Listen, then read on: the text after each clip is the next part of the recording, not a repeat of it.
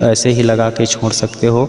इससे आपकी जो लंबाई मोटाई की जो समस्या रहती है वह पूरी तरह से ठीक हो जाती है। हर किसी का सामान्य नॉर्मल हो जाता है और जो उसका सामान्य रहेगा उसका कुछ और बड़ा हो सकता है। दोस्तों आज की इस वीडियो में मैं आप लोगों को ये जो एक पौधा दिखा रहा हूँ, ये बहुत ही दिव्य पौधा है, औषधि गुणों से भरा हुआ पौधा है। यह हमारे भारत देश के अलावा अन्य सभी देशों में पाया जाता है, तो आप इसे देख करके पहचान लीजिए। इसके औषधीय गुण आज वीडियो कंप्लीट देख करके जान लीजिए। दोस्तों आज मैं आप लोगों को इसके बहुत से औषधीय गुण और सरल विधि प्रयोग बताऊंगा उपयोग करने का, तो लास्ट तक वीडियो को जरूर देखिएगा। अच्छा लगे तो लाइक कीजिएगा और हमारे चैनल में पहली बार देख रहे हो तो चैनल के साथ जुड़ जाइएगा अगर इच्छा हो इसी तरह की वीडियो हमेशा वनस्पति ज्ञान जानने सुनने देखने की। तो दोस्तों चलिए शुरू करते हैं, आपको बताते हैं इस पौधे के बारे में संपूर्ण जानकारी। तो दोस्तों सबसे पहले आप इस पौधे को अच्छे से देखिए और पहचानिए, ताकि भविष्य में आप कभी भी इसको देखते हो तो आसानी से पहचान सको और इसके फायदे ले सको। दोस्तों अब इसके नाम मैं आप लोगों को बता रहा हूँ। इसके बहुत से नाम हैं, अलग अलग क्षेत्रों में अलग अलग नाम होता है, ये तो आप सभी लोग जानते हो। तो मैं आप लोगों को इसके जो वैज्ञानिक नाम है उसको बता दे रहा हूँ। इसका वैज्ञानिक नाम है चर्जोफोरा। चर्जोफोरा के नाम से इसे बोटनिकल नाम दिया गया है, और हिंदी में इसे सदेवी कहा जाता है, और कन्नड़ में इसको लिंगामेनासु कहा जाता है, और मराठी में दोस्तों सूर्यवर्ती के नाम से जाना जाता है, और नेपाली में दोस्तों चोटकी हथकाग कहा जाता है। संस्कृत में इसको सूर्यवर्त कहा गया है, और तेलुगु में दोस्तों इसको इरा मिरियामू कहा गया है। तो दोस्तों इस तरह से अलग अलग क्षेत्रों में अलग अलग इस पौधे के नाम हैं। तो दोस्तों अगर आप अपने क्षेत्र में इस पौधे को किसी और अन्य नाम से जानते हो, इसके गुणधर्म को पहचानते हो, तो हमें भी कमेंट बॉक्स में बता सकते हो। अब मैं आप लोगों को इसकी और पहचान करा देता हूँ। इसके जो फूल आता है वह बहुत ही छोटा छोटा होता है और पीले कलर का होता है, और इसका जो फल आता है वह भी छोटा छोटा दाना टाइप का होता है और खुरदुरा होता है और एकदम बारीक छोटा छोटा फल होता है। तो आप इसको देख करके अगर देखोगे तो पहचान लोगे आसानी से। मैंने आपको इसकी पूरी पहचान करा दी है। इसके औषधीय गुण अगर लेना चाहो तो इसके पूरे पंचांग का, इसके जड़ का, मतलब हर एक चीज़ का इसका औषधीय गुण प्रयोग में आता है। तो मैं आप लोगों को इसके जो ज़बरदस्त फ़ायदे हैं आज आप लोगों को बता रहा हूँ, जो कि बहुत ही कारगर साबित हो चुके हैं और आपके लिए किसी के लिए भी फ़ायदेमंद साबित हो सकता है अगर इस्तेमाल करके देखोगे तो।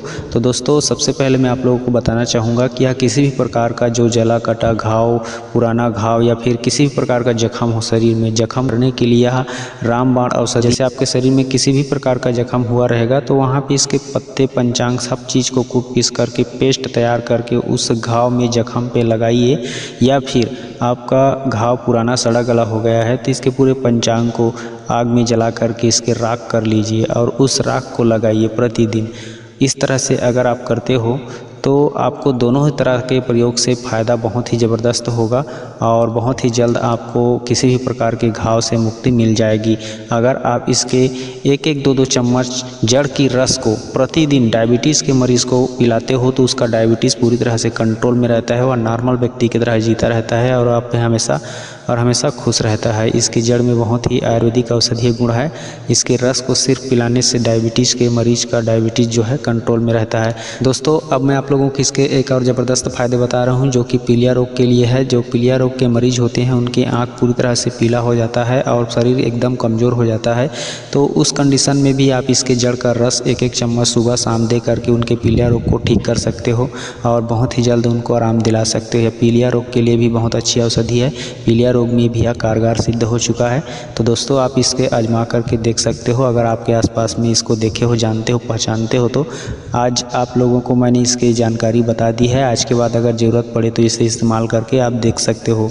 दोस्तों अब मैं आप लोगों को इसके एक और ज़बरदस्त फ़ायदे बता रहा हूँ, जो कि मर्दों के लिए है। तो आप क्या कीजिएगा, इसके पूरे पंचांग को सुखा करके, उखाड़ करके, सुखा करके रख लीजिए कूट पीस करके। और कूट पीस करके रखने के बाद दोस्तों इसमें थोड़ा सा सरसों तेल डाल दीजिए और थोड़ा सा तिल का तेल डाल दीजिए।